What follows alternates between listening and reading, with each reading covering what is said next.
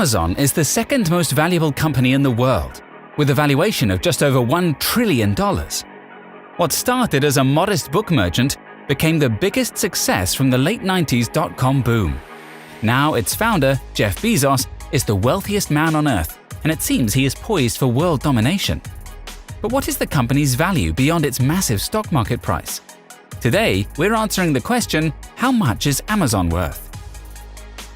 Investing in itself has been a core tenet of Amazon's business, and it doesn't show signs of flagging. The company has held fast to its "It's always day one" mantra, which Jeff Bezos introduced back in the 90s. I'm Jeff Bezos. I'm the founder of Amazon.com. Amazon's internal investments also keep its tax bill down, saving the company money. While we don't know exactly what Amazon pays in taxes, various estimates suggest its rate is low thanks in part to its huge investments in its business. What we do know is that its taxes have provided plenty of fodder for presidential candidates like Joe Biden, who's mentioned it on his campaign, and Elizabeth Warren, who included the company as an example in her new corporate tax proposal. President Donald Trump has also harangued the company for not paying enough in taxes. Amazon has responded that it's simply paying what the government says it owes, and the end result is that they are keeping plenty of profit for themselves. They made $280 billion in sales in 2019, $232 billion in 2018, $177 billion in 2017, and $123 billion in 2016. That is a huge year-on-year increase, and with the company's policy of reinvestment, it seems poised to make much more in the coming years. This results from Amazon's rock-solid corporate statistics. More than 100 million people subscribe to their Amazon Prime program, and $1,400 is the average spent by Amazon Prime members each year. Considering that Amazon had only 1.5 million customers in its first year, this is massive growth. And these customers are not shopping for a single item. Amazon shipped over 5 billion items worldwide in 2017. Net income is the amount that a company makes after accounting for costs and taxes. Amazon's net income was $10 billion in 2018 and $3 billion in 2017. Of course, Amazon sells numerous products now, and Amazon Prime is a huge source of new movies and series like The Man in the High Castle and Transparent. And Amazon's CEO is a massive Trekkie. Bezos even made a surprise cameo in the 2016 film Star Trek Beyond. In addition, Amazon's cloud computing business is less comprehensible to the average consumer, but is no less profitable. Amazon Web Services made a $25 billion profit in 2018 alone. Though this only represents 11% of its total profit, Web Services are poised to become a huge moneymaker in the coming years. It still makes the vast majority of its profit in North America, but it is expanding all across the globe at a mean rate.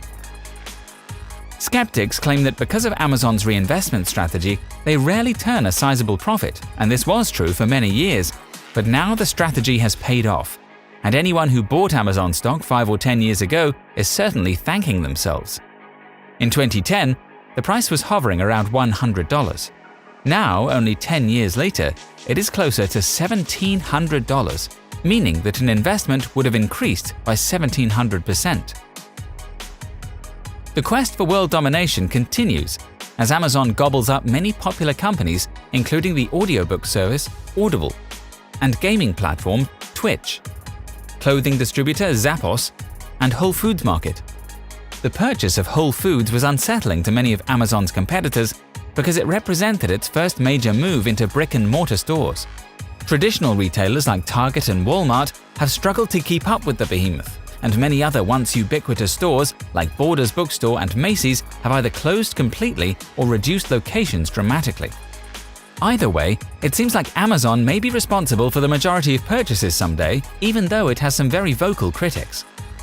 Its detractors bring up the fact that Amazon treats its workers poorly and pays them below the living wage. The Guardian wrote a massive exposé about how Amazon exploits its workers and fights trade unions.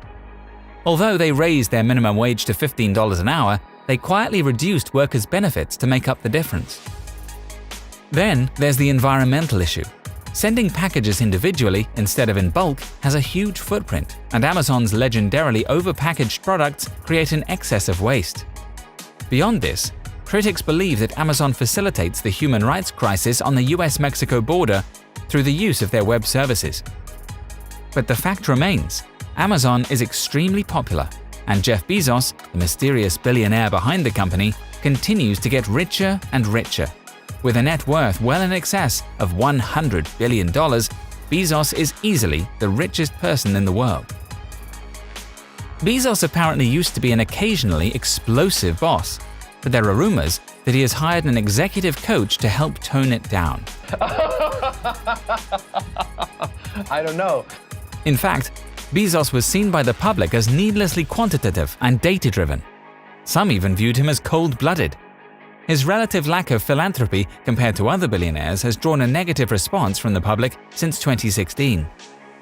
The truth is, Bill Gates would still be the wealthiest person in the world if he wasn't so focused on charity, giving more than $30 billion away in the last few years alone. He and Warren Buffett have committed to giving their full fortunes away during their lifetime. Compare that to Bezos, who is still hell-bent on expansion and world domination. However, after a messy public split with his wife, Bezos announced that he was pledging $10 billion to help the environment. Most people are waiting to see if this promise actually amounts to anything before giving Bezos any kudos. Considering his company has the highest valuation of any in the world, Bezos is pretty hesitant to give kickbacks to his own employees. In general, he has set a frugal tone at Amazon, which doesn't throw perks like massages or free lunch at employees. Not everyone knows that Bezos came from humble beginnings. Bezos was born Jeffrey Preston Georgeson on January 12, 1964 in Albuquerque, New Mexico, the son of Jacqueline Geese Jorgensen and Chicago native Ted Jorgensen. At the time of his birth, his mother was a 17-year-old high school student and his father was a bike shop owner. After Jacqueline divorced Ted, she married Cuban immigrant Miguel Mike Bezos in April 1968. Shortly after the wedding, Mike adopted 4-year-old Jorgensen, whose surname was then changed to Bezos. During this time, money was tight, but Bezos's parents instilled a work ethic in him that has brought him success in the business world. In the end, he is just one of almost 800,000 employees that bring Amazon to life every single day. While it seems poised to grow exponentially in the coming years, it is truly up to each individual investor to decide how much is Amazon worth.